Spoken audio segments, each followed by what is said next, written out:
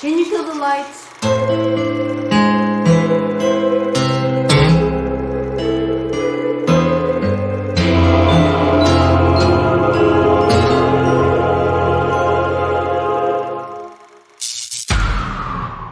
Welcome to another episode of the Kill the Lights podcast. Today we are having our very first musical guest all the way from Brussels City in Belgium, the band Astodan. And we have Tim Mowens from that band. We are today discussing their first and second album. The first one is Ameritat, released in 2018. And the second one is titled Bathala, from our very own traditional folklore, released just this year. Astodan was formed in 2016. Tim plays the guitars, and there are 5 people in the band. Welcome, Tim. Welcome. Thanks very much, man. Good to be here. It's awesome to finally meet you. Astodan, for me, having listened to the albums, you guys play an impressive and very intriguing kind of post-rock with the soundscapes that are inspired by funeral and burial traditions around the world. How did you guys start? Well, we just started out as it was just myself, that was writing songs, post-rock songs, just basically what I wanted to do. And then when we formed the band, we went to look in deeper to what we can work with to have a little project around the numbers. And then we loved the songs to be sometimes really uplifting and other times really depressing. So we found ourselves that it really works if you add some, like the burial things were really cool to add, because nothing says ups and downs like losing someone. And it really connects with the music. We can play uplifting things and we can go really, and make it sad, basically. The most interesting to me about Astodan is how you arrived as individuals and as a collective of musicians to the current sound that we're hearing. Because again, the sound is a combination of so many genres and subgenres of music. I'm curious, like how the band developed. Was this your primary influence of music already, or did you go through various genres as kids playing musicians? Did you start off like as a metal band and then gradually found your way to this kind of music, or was this the kind of music you were already shooting for during the beginning? What I was shooting for when I created music, when I started doing it myself, was I really loved the bands Mono and Explosion in the Sky and all the really mellow post-rock. And I really loved the other side of the bands like Cult of Luna, and I really enjoy ISIS. And I wanted to combine the two and just see that we can be as quiet as Explosion in the Sky or be as nice as Mono, but then also have the mean hook that comes out with bands like Amon-Ra and Cult of Luna, and just really, really get the metal going. We all played in bands previous to this, going from punk rock to metal. So it was really cool that we can shift from going really soft, like just one guitar playing one note, to just everyone bursting out, which is really cool to do. When you got together and started playing, was there a scene for that in your native Belgium? Did you feel that you guys were sort of like very, very disconnected, or were you very connected? Was there a healthy scene for that kind of music in your native Belgium? Well, in Belgium, we have a really good musical scene in general. But the thing is, with post-rock, it's not the biggest scene. It's a small scene, and it's really scattered. It's scattered like all over the world and even Europe. So we got connected with Dunk Records, and they started putting out our albums, and that was a really big help to get in the scene and to reach as many people listening to this kind of music. So we got really lucky that we got signed to Dunk Records, and then they connected us with 1,000 Arms, which is a record label from the US, and they also jumped on board. So we also released over there, which gave us a really good reach for the music. But in Belgium, it's a really small country, but it's a very healthy musical scene. A lot of things are going on, actually. Do you feel that, because what intrigues me a lot about instrumental music and all the subgenres related to a genre like post rock is, do you feel like speaking in parallel in like the Norwegian black metal bands, a lot of it had to do with the geography of Norway. It's always cold. It's always, there's just death in the air when it comes to Norway. So a lot of that sort of reflects on the music. You hear it in the music. Would you say that, especially in the beginning when you were writing music by yourself, how big a part did geography play in like what you were playing? Or not just geography, but the environment, the culture of Belgium? I don't think it really has anything to do here for us with Belgium. Or, I mean, we are not as cold as Norway, or we don't have the isolated places that they have. Hey Tim, what we want to write, what we want to play, and yeah. You mentioned from the start that the Emeritat was inspired by Iranian burials, sky burials. I'm really intrigued how you stumbled on that. Did you stumble on that, or did you research that? I stumbled upon it. When I started the band, there was another, like for my former band, a guitar player that was also writing instrumental stuff, and he called his little project Folklore. And I didn't want to take the name because Folklore, I think it's very hard to look up, and there's a million bands called Folklore. But I got to looking up everything about Folklores, and I stumbled upon this Iranian belief, the Zoroastrians, and they and they buried their people like on sky burials, which involves vultures eating the flesh off the bones, and then they connect.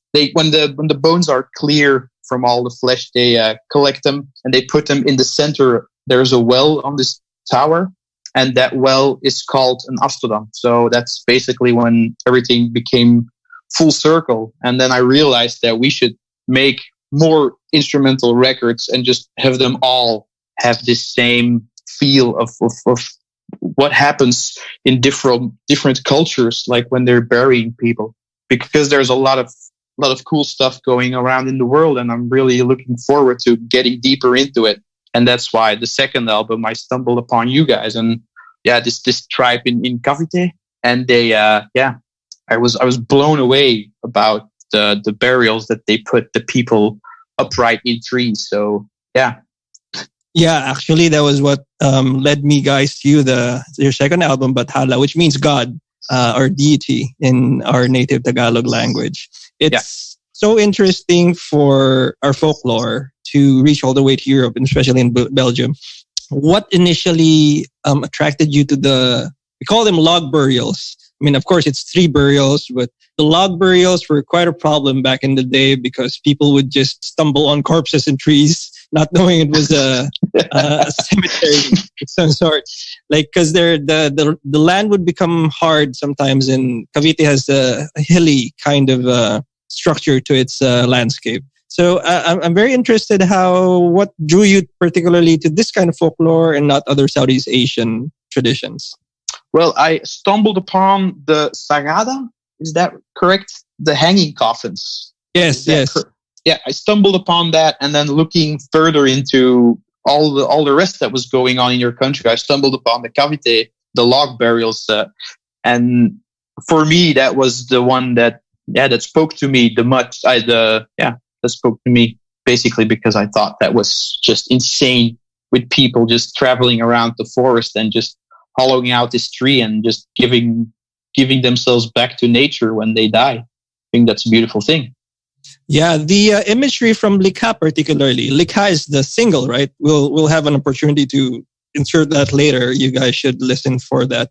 But Likha, which means create in Filipino, the imagery from that was very striking. Like, of course, we didn't. I don't think the folks here wore hoods and looked like black metal folk when they were burning. Probably not. But it was very, very like, for me, it really struck a chord. It didn't seem European at all, that kind of imagery. It seemed very Asian in terms of just the feel of it, just the returning to nature, as you said. It's really good because we were doing really hard to keep it really respectful and not just be a black metal band pissing over someone else's culture. So we really wanted to have this video where they put the dead one in the tree, but it's really respectful. And it had a very solemn vibe for me. and it was really the heaviness of somebody being laid, a loved one being laid to rest. Cool, man. Cool. Yeah. So, how do you guys compose something with like that? I mean, do you guys all read a passage, or do you explain it to your guys, to your other band members? How do you guys do the process? Yeah. So I do all the research, and then we started coming together for rehearsals and started writing songs. And then I picked out the ones and say like we got to make a dark one, because the first one is Hukluban, which is the goddess of death in your country. So we needed it a really dark song, and then we write towards that, like knowing that we're going to make something dark really helps creating it. And then when everyone is on board with what I have researched and what I wanted the songs to mean, then everyone is on board. And for the video, we have our drummer he's a genius with video and everything. And when I explained everything, he immediately connected. So we were really happy with how the video turned out. Okay, one last question. The video was particularly amazing, and you guys really went all out with. I saw was it the vinyl or the CD? You guys even had the writing from our native script, the Baybayin. How did you guys Did you guys figure it out yourselves? Did you have somebody else write it? No, we figured it out ourselves. That was the language, the Baybayin, and then I stumbled upon some colleges in the Philippines that were doing research about the country, and I found some really good alphabets, and we just connected the dots and prayed to God that they were correct. So yeah, I think you guys got it correct, because it's just a vowel kind of alphabet, like ka, va, sa. Yeah. So but you can find a lot of different stuff on internet, so it's always very dodgy, just assuming it will be right.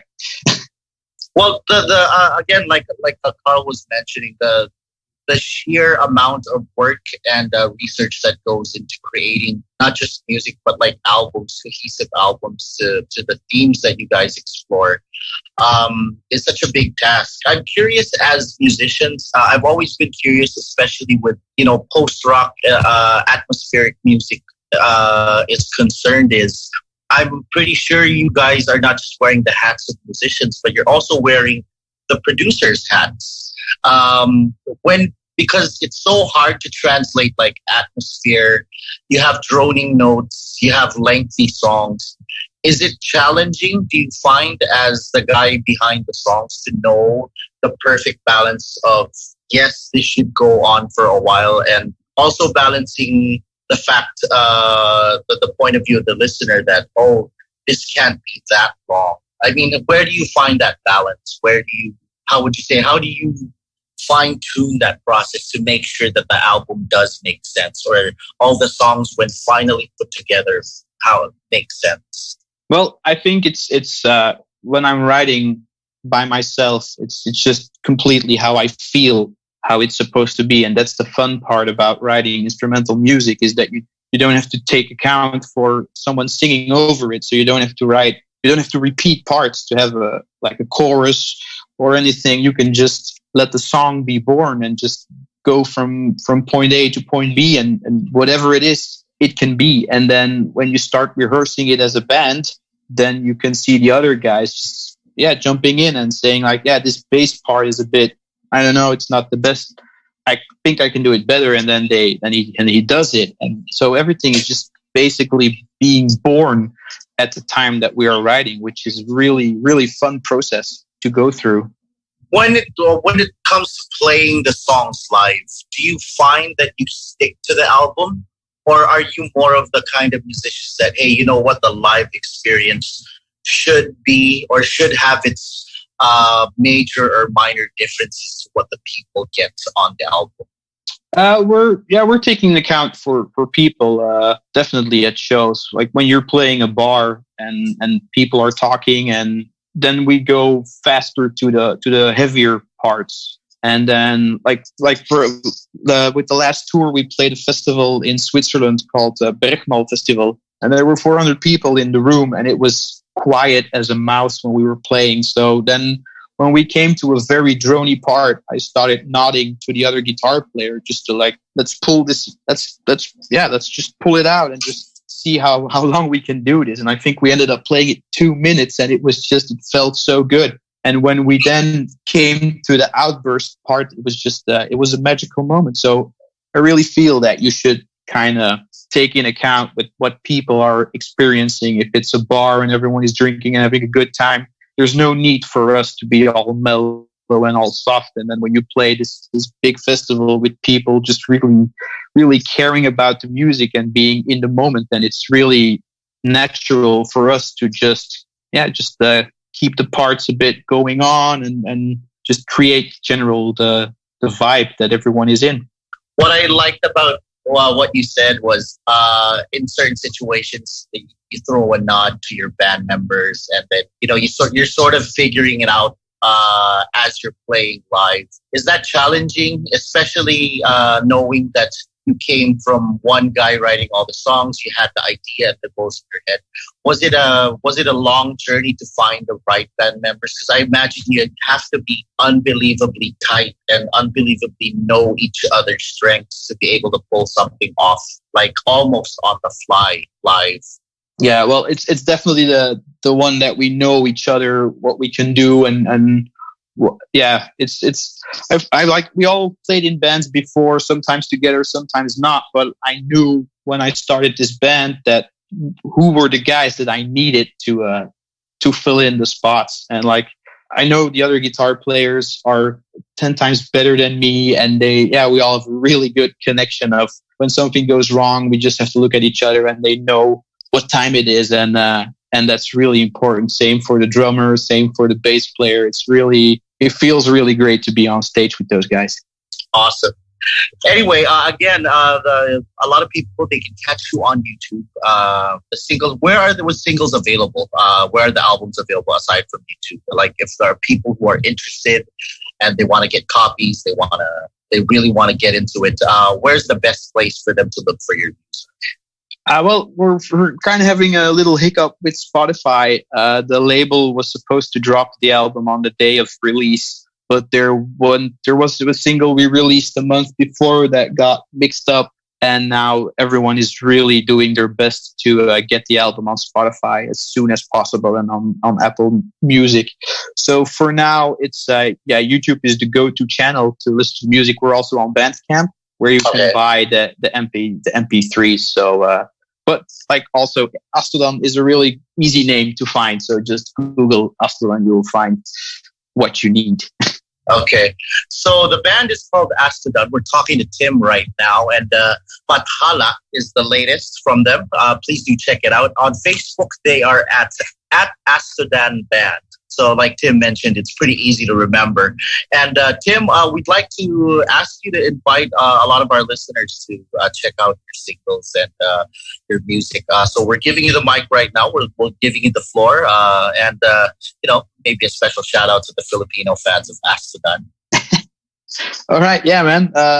Like they said, if you like post-rock that goes from really beautiful, mellow sounds to really heavy metal crunching riffs, then it's definitely the go-to albums to listen to. And I just really want to, it's just really amazing, because when we released this album, I didn't even think that we would get to the Philippines, and really seeing the support that we get from you guys and from the Aswang project, which I used a lot to figure out what was going on. And so, yeah, we got a lot of love from the Philippines, and it's really cool that we did something that you guys really like, and that we really wanted to be very respectful, and it's really great to you.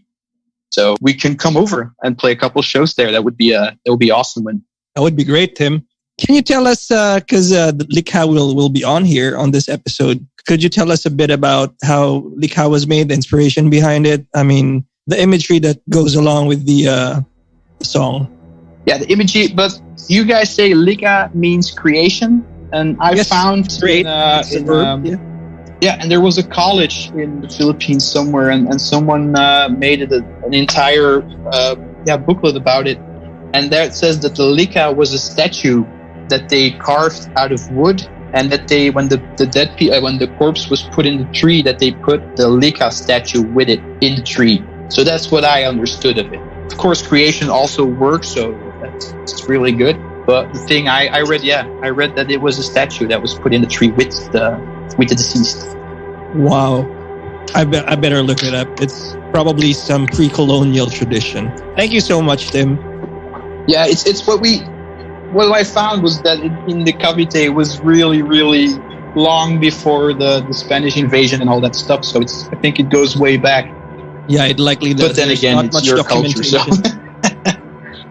no, it's really when we made the first album, it was really easy because the Zoroastrians, they still exist. There's still a huge part of India that like believes in this religion. So it was really easy to connect the dots and to find out what they did, like when they had rituals and all that stuff. So when picking this, I was really obsessed with the upstanding burials. So it was really hard to connect the dots and make the album whole about this, because I started with the Sulot. You know those guys? The what? Sorry, the Sulot. Oh, Sulot. okay. Yep. They also did tree burials, but they cut down the tree and then they made out coffins out of the tree trunks. So and where would they bury the tree? They wouldn't. The tree would just be the coffin, and then they would bury the tree under the ground. Exactly. So that was for me. It was less cool than what they did in Cavite, like just leave the tree where it is and just carve it out and put the deceased inside. Yeah, the Caviteños seem way cooler, bro. It works better. It works better. Thank you so much, Tim.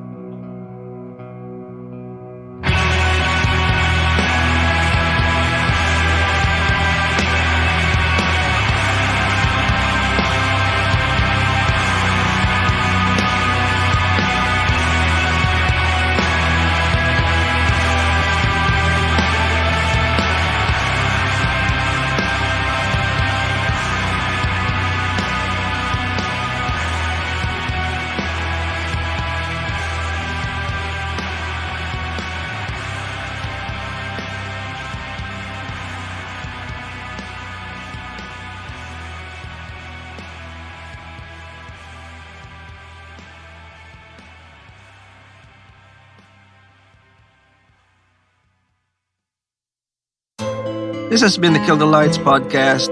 It's produced and recorded at Big Baby Studios.